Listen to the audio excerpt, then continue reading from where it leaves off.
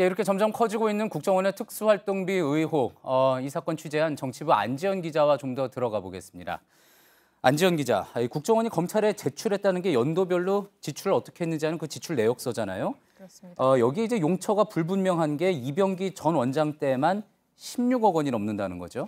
네, 맞습니다. 이병기 전 국정원장의 재임 기간에만 별다른 증빙 없이 구두로 결제로 승인한 것이 총 25억 원이 넘는다는 얘기인데요. 예. 그런데 지금까지 알려진 건 청와대에 상납했다는 8억 원과 최경환 의원 앞으로 결제된 1억 원을 제외하고도 여전히 16억 원의 사용처를 알 수 없는 상황인 겁니다. 예. 자, 그런데 그 16억 원을 어디에 썼는지 결국은 뭐 이병기 전 원장만 정확하게 알 수 있는 상황 아니겠습니까? 그런데 지금 나오는 것처럼 1억 원, 그중에 1억 원은 국정원 직원들에 대한 격려금으로 나눠졌다는 거죠? 네, 그렇습니다. 이 같은 내용을 본인의 자수서에 썼는데요. 그 내용을 보면은 1억 원은 2015년 2월 국정원을 떠나면서 국정원 직원들에게 격려금으로 줬다고 쓴 겁니다. 예. 그리고 나머지 15억 원가량에 대해서는 공작금으로 정상적으로 사용했다는 입장입니다. 그런데 이게 공작금이라고 하면 국정원법상 법정에서도 이 진술을 하지 않을 수 있게 됩니다. 예. 이 전액 현금이고 증빙 자료도 없어서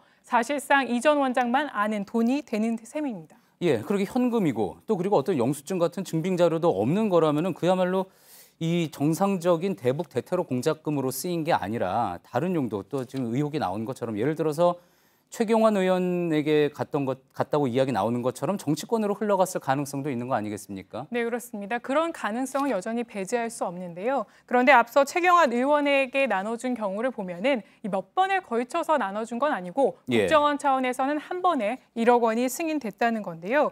이현수 전 기조실장은 이 1억 원을 2014년 10월, 그러니까 국정원 예산 심사를 하기 한 달 전인 10월에 예산 증액을 하기 위해서 최 의원에게 전달했다고 진술했습니다. 또 이것에 대해서 검찰에서 이병기 전 원장도 이를 자신이 승인했다며 이 전 실장과 똑같이 검찰에 진술한 걸로 알려져 있습니다. 예. 자, 그렇군요. 결국은 어쨌든 이게 이병구 전 원장만 알 수 있는 그런 내용인 건데 이 돈이 추가적으로 정치권으로 흘러갔다면은 박 전 대통령 상납금 못지않게 충격적인 일 아니겠습니까? 하지만 또 그런 동시에 밝혀내기도 쉽지 않을 것 같네요. 네, 그렇습니다. 하지만 이현수 전 기조실장 외에도 이 나머지 두 전직 원장에게서도 이 실마리가 나올 가능성은 여전히 배제할 수 없습니다. 예. 이병호 전 원장의 경우에는 검찰 조사 과정에서 명확한 진술을 하지 않다가 뒤에 보시다시피 오늘 박근혜 전 대통령의 지시로 이렇게 그 영장 실질 심사에서 직접 요구했단 말을 하기도 했습니다. 그렇기 때문에 앞으로 이 전 실장뿐만 아니라 이 국정원장에서도 이런 진술이 나올 가능성은 여전히 배제할 수는 없습니다. 예, 지금까지 정치부의 안지연 기자였습니다.